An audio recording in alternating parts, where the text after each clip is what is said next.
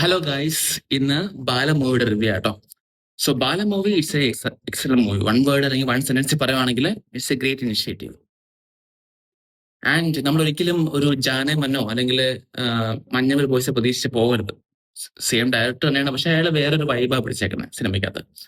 പിന്നെ അയാളുടെ ഒരു എന്താ പറയാ, മഞ്ഞവൽ ബോയ്സിന്റെ ഫ്രെയിം സൈസ് റേഷ്യോ ഒക്കെ അറിയാലോ, അങ്ങനത്തെ ഒരു റേഷ്യോയും ഫ്രെയിം ഒക്കെ മനസ്സിലാവും. ആ ഒരു ഫ്രെയിം തന്നെയാണ് പിടിച്ചത്, അങ്ങനത്തെ ഒരു ആ സ്റ്റൈല് പിടിച്ചിട്ടുണ്ട്. പക്ഷെ വേറെ വൈബാ സിനിമ, വേറെ സ്റ്റോറി ടെല്ലിംഗ് ആണ്.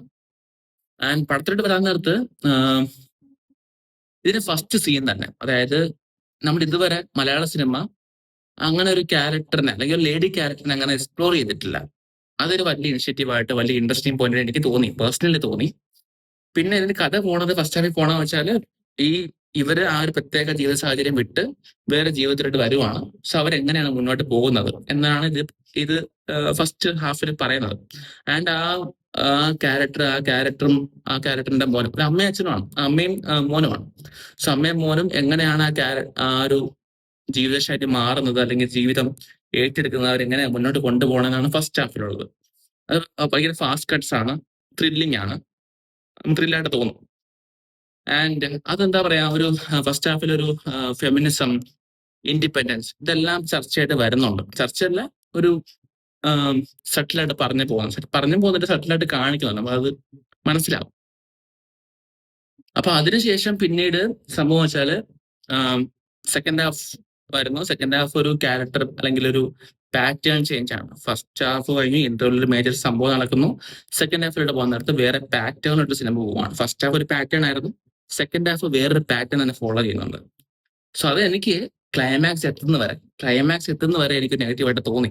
പക്ഷെ ക്ലൈമാക്സ് എത്തിയപ്പോ ഈ ഒരു എല്ലാം ജസ്റ്റിഫൈഡ് ആകുന്നു. അതായത് ഈ ഫസ്റ്റ് ഹാഫ് കണ്ടു കഴിഞ്ഞിട്ട് സെക്കൻഡ് ഹാഫിലൂടെ പാറ്റേൺ ചേഞ്ച് വന്നപ്പോ, ആ ലാഗും പാറ്റേൺ ചേഞ്ച് വന്നപ്പോ ഓബിയസ്ലി എന്റെ തിങ്കിങ് അങ്ങോട്ട് പോവില്ല, അല്ലെങ്കിൽ തോട്ട് പ്രോസസ്സേ മാറിപ്പോയി.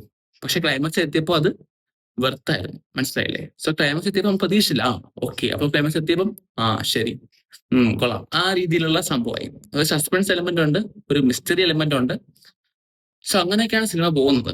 പിന്നെ സിനിമയുടെ ക്യാരക്ടേഴ്സിലോട്ട് വന്നു കഴിഞ്ഞാൽ ഈ അമ്മ ആയിക്കോട്ടെ, ഈ കുട്ടി ആയിക്കോട്ടെ, പിന്നെ സെക്കൻഡ് ഹാഫിൽ കുട്ടി വളരുന്നുണ്ട്, ആ കുട്ടി ആയിക്കോട്ടെ, പിന്നെ സെക്കൻഡ് ഹാഫിൽ ഒരു സൂപ്പർ സ്റ്റാർ വരുന്നുണ്ട്, പുള്ളി അത്യാവശ്യം നല്ലോണം ചെയ്തിട്ടുണ്ട്. പിന്നെ പോലീസ് ഓഫീസേഴ്സ്, നമ്മൾ ലാലിന്റെ മോനൊക്കെ ഉണ്ട്, പോലീസ് ഓഫീസേഴ്സ്, ആ ലേഡി പോലീസ് ഓഫീസർ, എല്ലാവരും നന്നായിട്ട് ചെയ്തിട്ടുണ്ട്. പിന്നെ പ്രത്യേകിച്ച് എടുത്ത് പറയേണ്ടത് വെച്ചാൽ നമ്മുടെ ഫസ്റ്റ് ഹാഫിൽ ഒരു മുത്തശ്ശി ഉണ്ട് ഇതിനകത്ത്.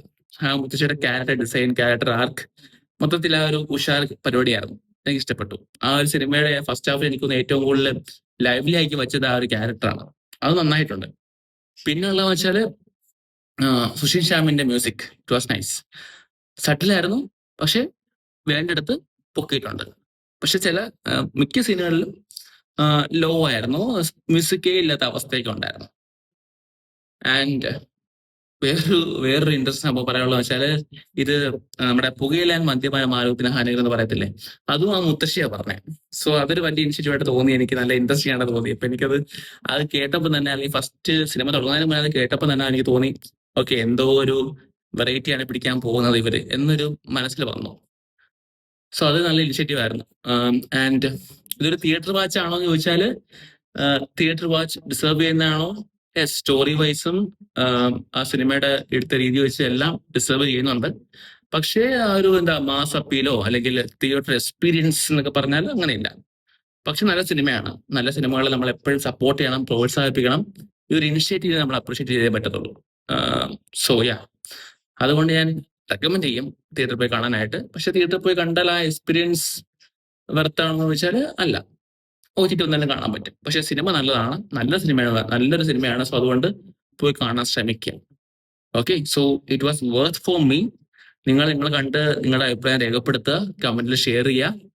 Okay, so that was the movie review. Thank you.